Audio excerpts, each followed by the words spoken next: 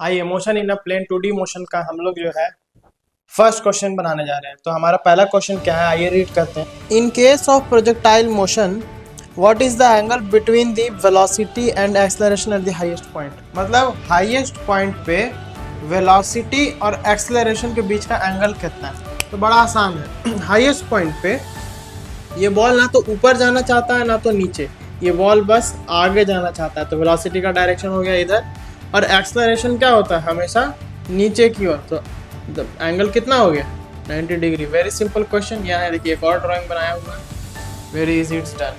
तो अभी हम लोग सेकंड क्वेश्चन बनाने जा रहे हैं। सेकंड क्वेश्चन रीड करते हैं क्या है। A shell is fired from a fixed artillery gun. Artillery gun मतलब सिंपल समझिए एक नॉर्मल गन है जो सर्टेन एंगल पे है with an initial speed u, ठीक है, such that it hits the target on the ground at a distance r in time t1 and t2। मतलब एक बार टाइम t1 लगा, एक बार टाइम t2 लगा, मतलब दोनों अलग अलग एंगल से। एक बार मान लेते हैं थीटा एंगल से, तो second time 90 minus theta angle से फायर किया गया। तो तभी तो टाइम t1 और t2 लग रहा है, ठीक है। अभी देखिए क्वेश्चन को ड्राइंग से समझते हैं। आइए क्वेश्चन को डायग्राम समझते हैं। तो यहाँ पे एक गन है जिसे फर्स्ट थीटा एंगल से, गिवन नहीं आपको समझना पड़ेगा, थीटा एंगल से फायर किया। तो इसने एक रेंज कवर किया, इसने एक रेंज कवर किया, दैट इज यहाँ से लेके यहाँ तक, और इसमें टाइम इसको लगा t1। तो फिर इसको एंगल चेंज करके फायर किए तो इसको t2 टाइम लगा। कितना टाइम लगा? t2 टाइम लगा, लेकिन रेंज उतना ही कवर हुआ, लेकिन दोनों टाइम जो है अलग अलग हो, क्योंकि अलग हाइट गया या अलग हाइट गया। भैया एक एंगल थीटा तो दूसरा 90 माइनस थीटा। जिनको नहीं पता मैं उनको बता दूं कि अगर 30 डिग्री से फेंकने से जो भी रेंज मिला है तो उतना ही रेंज हमें 60 पे मिले हैं। अगर 50 डिग्री पे जो भी रेंज मिला है सेम रेंज हमें 40 पे मिलेगा। ऐसा पता कैसे चलता है? तो जो भी एंगल है उसको 90 में से घटाने के बाद जो आता है उस एंगल पे भी वही रेंज मिलेगा। ये इंपॉर्टेंट ट्रिक है इसका। तो t1 इंटू t2 निकालना है हमें। तो t1 इंटू t2 बड़ा सिंपल है। सबसे पहले हम t1 कैलकुलेट कर लेते हैं।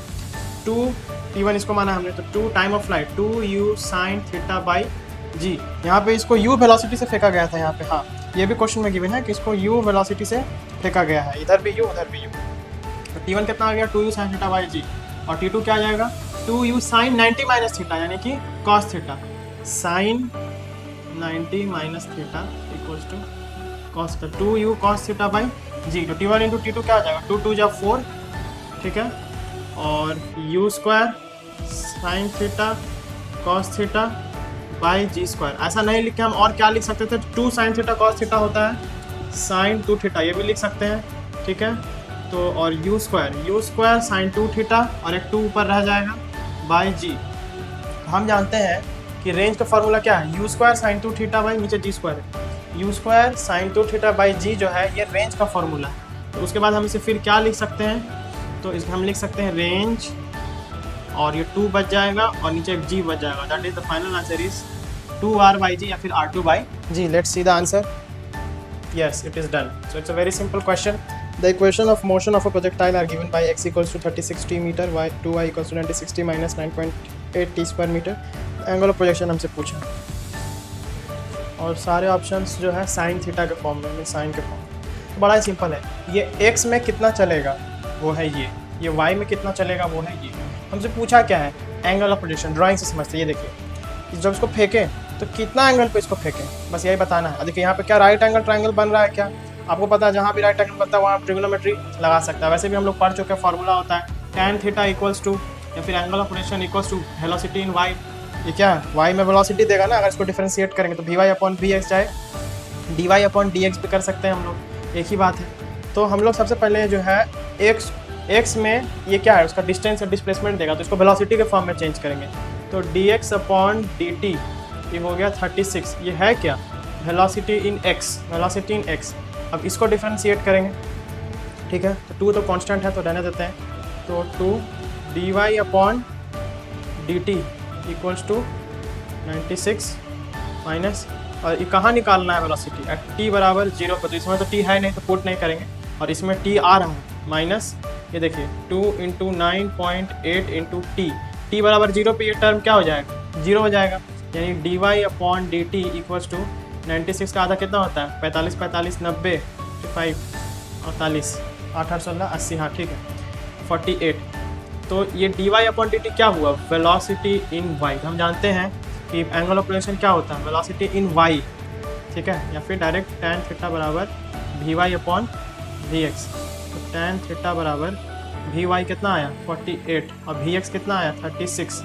तो tan थीटा बराबर 4/3। लेकिन जो हमारा जो आंसर है उस साइन के फॉर्म में है। किसके फॉर्म में है? साइन। हमें इसको साइन बनाना पड़ेगा, तो बड़ा आसान है।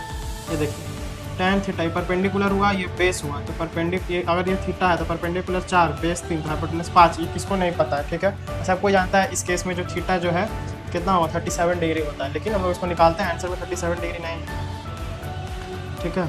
तो अभी हम लोग इसमें अपना काम करते हैं कि क्या करना है। तो यहाँ से साइन थीटा बराबर परपेंडिकुलर अपॉन हाइपोटेनस, तो थीटा बराबर sine inverse 4/5। That's our answer.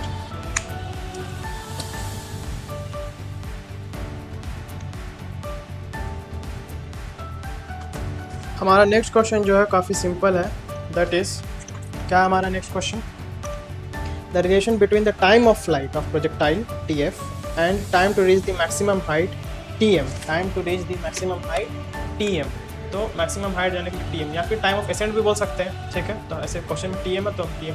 Total time of flight क्या होती है? 2u sin θ/g, और time of accent u sin θ/g। तो इन दोनों के बीच में क्या रिश्ता है? तो देखो, रिश्ता लिखने के लिए हम लोग सबसे पहले टाइम ऑफ फ्लाइट लिख दिए, इक्वल टू डाल दिए, और ये TM डाल दिए। तो हम देख पा रहे हैं, अगर हम देखें TM ये है, अगर हम TM में 2 से इंटू करें, 2 से, तो वो TF के इक्वल हो जाएगा। This is our answer. ये उन दोनों के बीच का रिलेशन है, वेरी सिंपल। आइए पढ़ते हैं हमारे 5th क्वेश्चन को। A hiker stands on the edge of a cliff 490 metre above the ground.